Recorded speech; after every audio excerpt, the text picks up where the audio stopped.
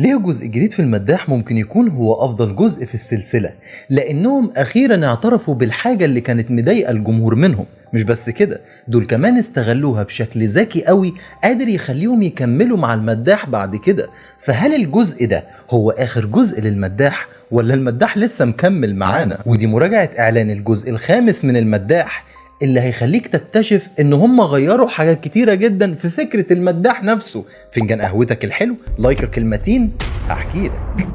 من فترة واحنا بنسمع عنك. مدد يا رب. ناس كبيرة في السن جالت اسمك.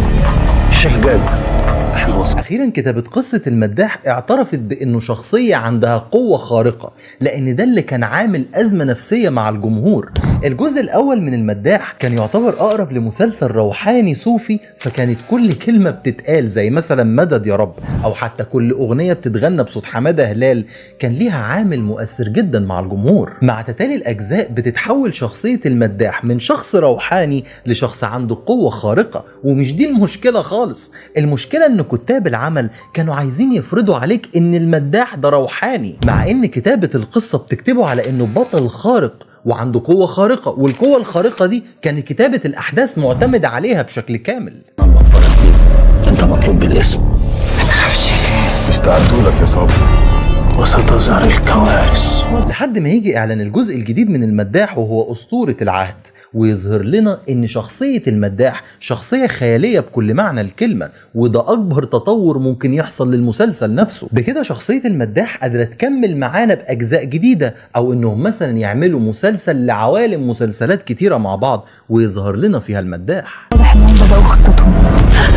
سعادتي لا توصف وانا واقفة قصاد المداح.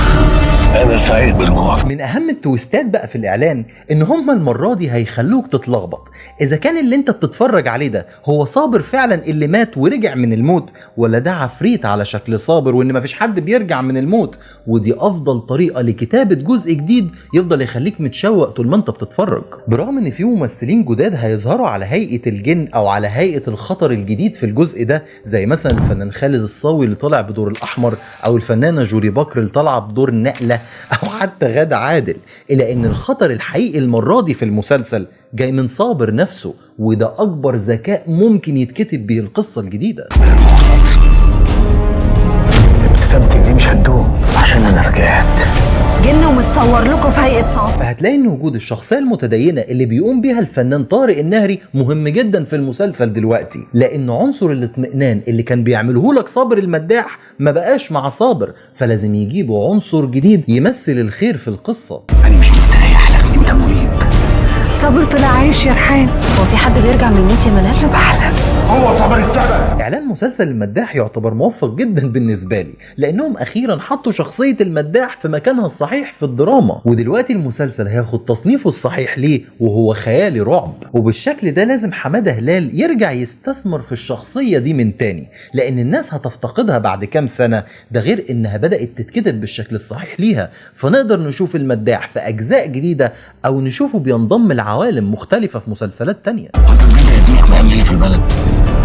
يا اخواني نروح المقام. انت مش صابر، انت منهم. واتمنى بجد ان هم يكملوا في كتابة شخصية المداح بانه بطل خارق، ويبعدوا تماما عن فكرة الروحانيات، لانها هتفضل عائق مع المشاهدين. يقدموه كبطل خارق مع فكرة الروحانيات من بعيد، كده هتفضل معيشة الشخصية مع الجمهور بكون ان صابر المداح بطل لحكايات من وحي الخيال.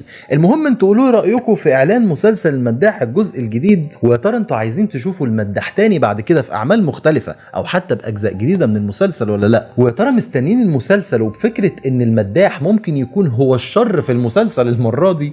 مستني رأيكم في التعليقات، ولو عجبكم الفيديو ما تنسوش تعملوا لايك. اشوفكم الفيديو الجاي. اول ما انت لمسته